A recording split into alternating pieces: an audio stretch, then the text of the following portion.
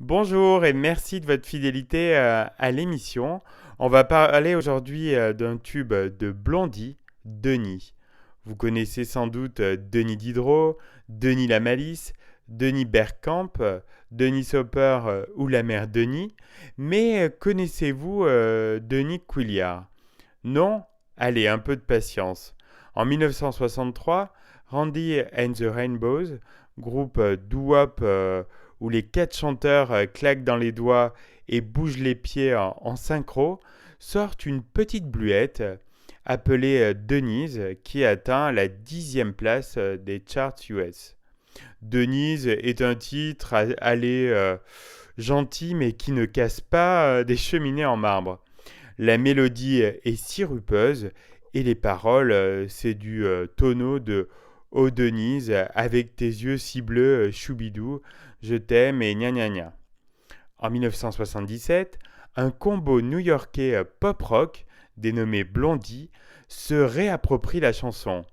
Comme c'est une femme qui chante, le titre se masculinise, c'est bien plus rock et surtout, il y a 2 couplets supplémentaires en français. Quelques lignes qui auraient dû disparaître de la version finale, mais Debbie Harry, la chanteuse, a insisté pour les conserver. Qu'est-ce que cela cache? Tout d'abord, faut le savoir que c'est du français. On appelle ça du yaourt, ça ressemble à une langue, mais ce n'en est pas tout à fait une. Voici donc. Denis, Denis, avec tes yeux si bleus, là on avait compris. Moi j'ai flashé à nous deux. Là c'est du yaourt fruit des bois. Un grand baiser d'éternité. Là c'est carrément tutti frutti. Je suis si folle de toi, on a compris. Oh, embrasse-moi ce soir, c'est très clair. Un grand baiser d'éternité.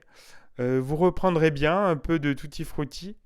Voilà donc une des plus grandes énigmes du rock enfin résolue. Le français de Debbie Harry. Mais pourquoi cette incursion osée dans la langue de Voltaire? Il s'agirait tout simplement d'un petit message personnel adressé par Debbie Harry à celui que l'on considère généralement comme le père du mouvement punk Made in France, un certain Denis Quilliard, nous y revoilà, mieux connu sous le nom de Jacquenot.